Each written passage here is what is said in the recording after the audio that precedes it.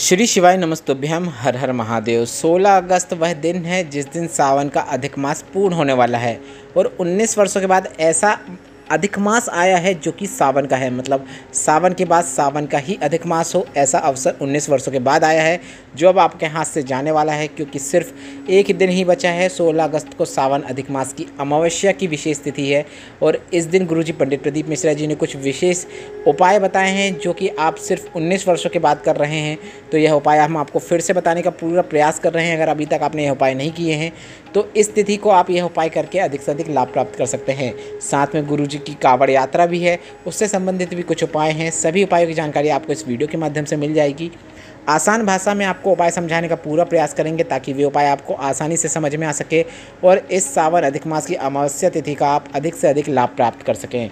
सबसे पहले तो हम आपको बता दें, अगर आप इस सावन अधिक मास का कोई एक अचूक उपाय करना चाहते हैं तो गुरुजी ने बताया है कि सावन का जो अधिक मास होता है और अगले ही दिन से सावन का महीना फिर से शुरू हो जाता है, तो यह वह तिथि होती है जिस दिन सावन के अधिक मास और सावन का मिलन का संयोग होता है। और ऐसे अवसर में महादेव के साथ साथ 33 कोटि देवी देवताओं का भी आपको आशीर्वाद प्राप्त हो जाता है अगर आप एक कनेर के पुष्प को शिवलिंग पे अर्पित कर देते हैं।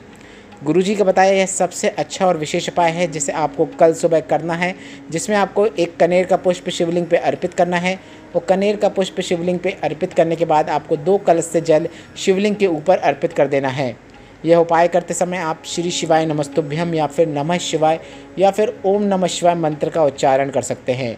यह मौका आपको बार बार नहीं मिलने वाला है क्योंकि यह 19 वर्षों के बाद मिल रहा है, तो इस अवसर को आप बिल्कुल ना छोड़ें। गुरुजी ने कहा जो इस प्रकार से कनेर के पुष्प को शिवलिंग पर अर्पित करने के बाद 2 कलश से जल शिवलिंग पर अर्पित कर देता है उसकी झोली कभी भी खाली नहीं रह सकती।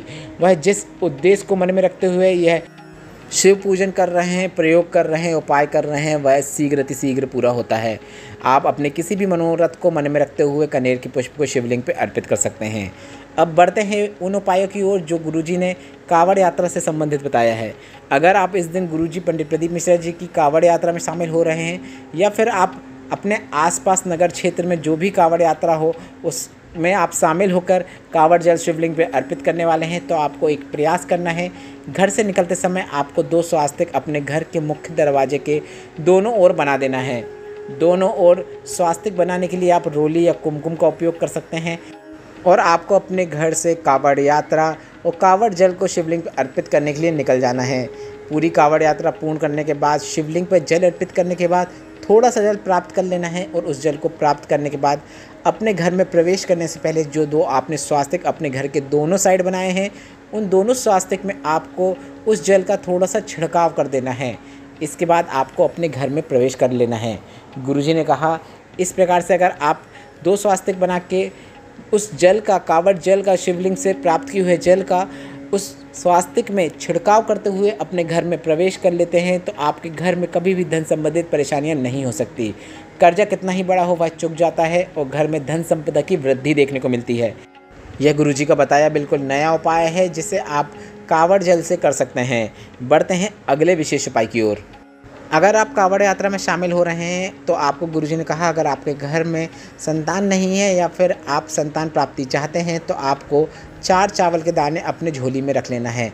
अगर स्त्रियां, महिलाएं, बहनें यह उपाय कर रही हैं तो वह अपनी झोली में 4 चावल के दाने बांध लें और अगर यह उपाय पुरुष कर रहे हैं तो वह रुमाल में 4 चावल के दाने बांध लें और कावड़ जल शिवलिंग पर अर्पित करने के बाद वे श्री शिवाय नमस्तुभ्यम बोलते हुए वे 4 चावल के दाने शिवलिंग के ऊपर अर्पित कर दें।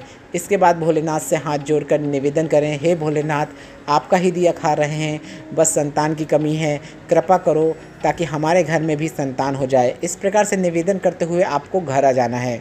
बस इतना ही करना होता है। गुरुजी ने बताया है भोलेनाथ कभी भी आपकी झोली खाली नहीं रहने देंगे। 4 चावल के दाने वाला एक विशेष उपाय है जिसे आपको इस सावन अधिक मास की अमावस्या की तिथि में करना है। बढ़ते हैं इसी कावड़ यात्रा से संबंधित अगले विशेष उपाय की ओर।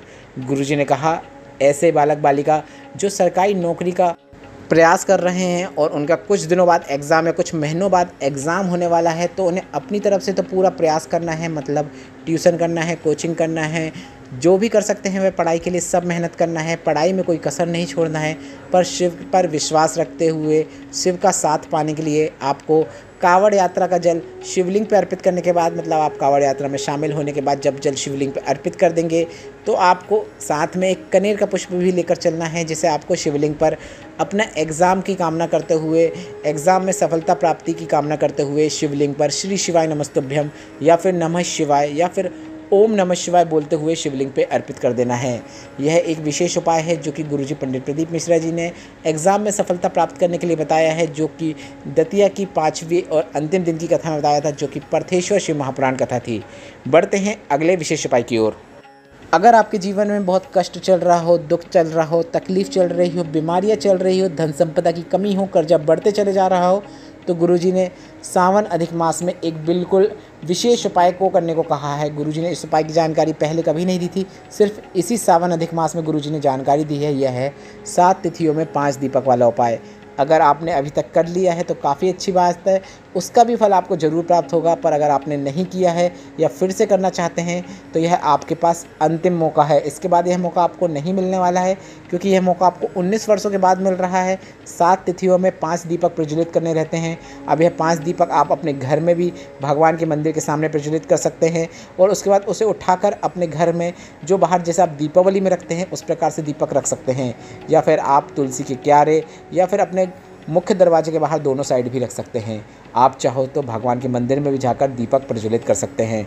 यह एक ऐसा उपाय है जिसे करने से गुरुजी ने कहा आपके जीवन से कष्ट, दुख, तकलीफ, बीमारियां तो दूर होंगी ही, पर साथ में आपके घर में धन संपदा वृद्धि देखने को मिलता है। यह उपाय करते समय आपको कुछ बातों को विशेष रूप से ध्यान रखना होता है कि आपको उपाय करने के लिए गाय के देसी घी का उपयोग करना है।